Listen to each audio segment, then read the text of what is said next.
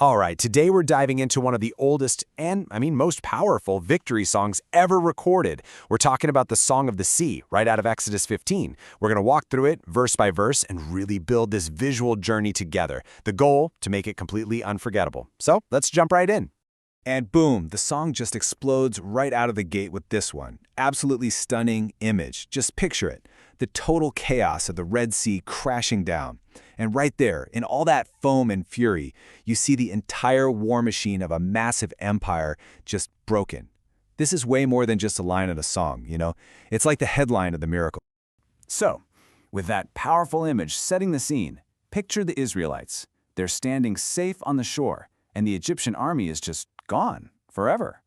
This is the moment Moses begins to lead them in this incredible song. Let's walk through it together, moment by moment.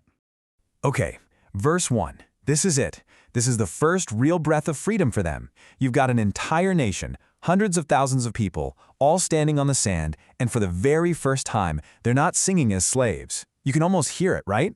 Their voices rising together, maybe a little hesitant at first, but then swelling into this thunderous chorus that just echoes across the water. Now in verse 2, the camera kind of zooms in. It shifts from this huge crowd to just one person. Let's picture a single person, maybe a young guy who was born into slavery, and he's looking back at the sea.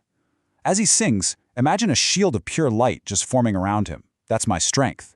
And then that same light starts to pulse with a rhythm, becoming the music itself. That's my song. It's like personal protection in a personal anthem, all in one. Verse 3. Now this introduces a really powerful, almost startling idea.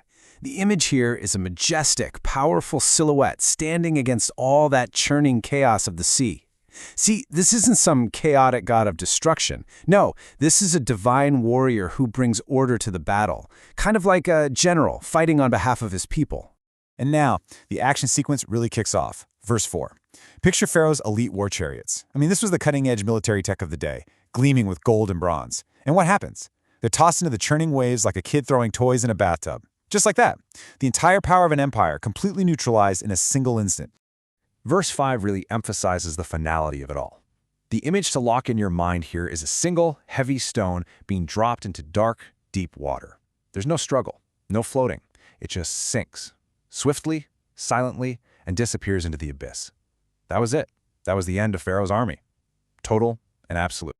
Okay, verse 6 shows the sheer, raw force of this victory. Look, this isn't just a defeat. It's complete annihilation.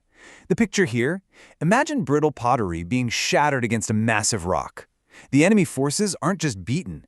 They are dashed into tiny fragments by a power so overwhelming it's just impossible to resist. And then verse 7 describes the speed of that destruction. Picture a huge field of dry, dead grass, the stubble left after a harvest. Now imagine a wildfire just sweeping over it. It doesn't just burn, it vanishes in a flash of heat. 1 second it's there, the next it's nothing but ash. That's how fast the threat was just eliminated. Verse 8 throws us right back to the miracle itself. And this is a truly physics-defying image.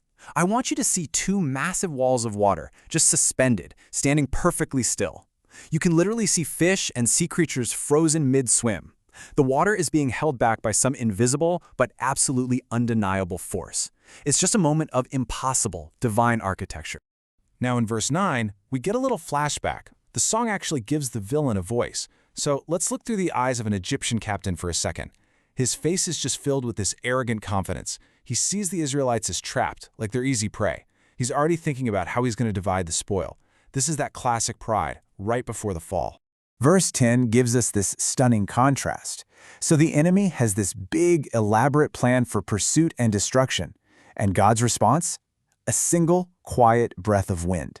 That one breath, that's all it takes for those impossible walls of water to collapse. And the soldiers, weighed down by all their armor, they sink instantly. Not like a stone this time, but like heavy, dense lead. And this all brings us to the crucial question in verse 11. After witnessing all of this, what else could you possibly ask? The image to hold on to here is a central, radiant throne of pure light. And all around it, the stone idols of Egypt and the other nations, these carved statues of animals and men, they're just crumbling to dust, totally unable to stand in its presence. Verses 12 and 13 mark a really crucial shift. It's a pivot from destruction to deliverance. So on one side, you see a divine hand stretched out as the earth literally swallows the enemy. But on the other side, that very same power becomes a pillar of guiding light, leading the Israelites gently away from all the chaos and toward safety. Then, verses 14 through 16 show us the ripple effect. Because a miracle this big, it wasn't a secret. Picture a map of the ancient world. Now, see a ripple of fear expanding outward from the Red Sea, touching the lands of Philistia, Edom, Moab, and Canaan. Oh yeah, they've heard the news, and they are absolutely terrified. And finally, verses 17 and 18 bring the song to a close by looking to the future. The visual here is all about hope. You see the people being gently planted on a holy mountain, a sanctuary. And above them, the sky isn't filled with storm clouds anymore. Instead, it's filled with a peaceful, unending light, which symbolizes God's eternal kingdom.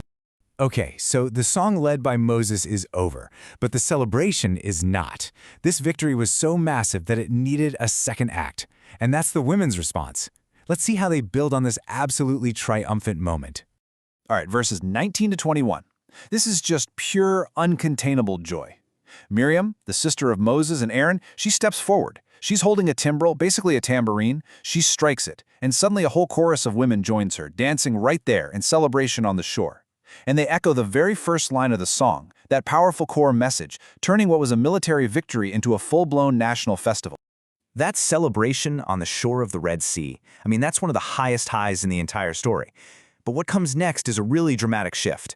The reality of survival kicks in, and the tone just changes completely. Verse 22. They travel for 3 days. Just imagine this. On day 1, they're leaving the sea behind. They're still buzzing from the victory. By day 2, the sun is hotter, and the landscape is getting way more barren.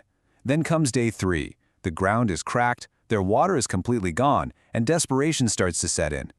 3 days without water? That changes everything. Verses 23 and 24. This is their breaking point. They finally find water at a place they end up calling Mara, which means bitter, and you can just see it. Someone rushes to the pool, cups water in their hands, and then spits it out in disgust. That single moment of disappointment just spreads through the crowd like a fire, turning into grumbling and complaining against Moses. So how does this crisis get solved? Well, verses 25 and 26 lay it out for us step by step. Moses cries out, and in response, God shows him a specific tree. Moses throws a piece of that tree into the water and, miraculously, it becomes sweet and drinkable. This moment is huge. It illustrates a brand new lesson for the Israelites. The same God who is their warrior is also their healer. And then we get to verse 27. Right after that hard test at Mara, they're led to a place of perfect provision called Elim. And the numbers here are really interesting. They're not random at all. What they find is an oasis with exactly 12 springs of fresh water, one for each of the 12 tribes of Israel. And get this, around those springs are 70 palm trees, providing shade and rest, a number often linked to leadership, maybe for the 70 elders. It's a perfect picture of divine order and care. And so our journey through this chapter ends at Elim.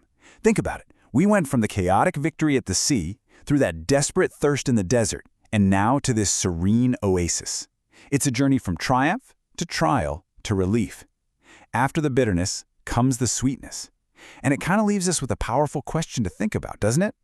Which is the greater test of faith? The huge, dramatic public miracle, or the quiet, desperate need for a simple drink of water?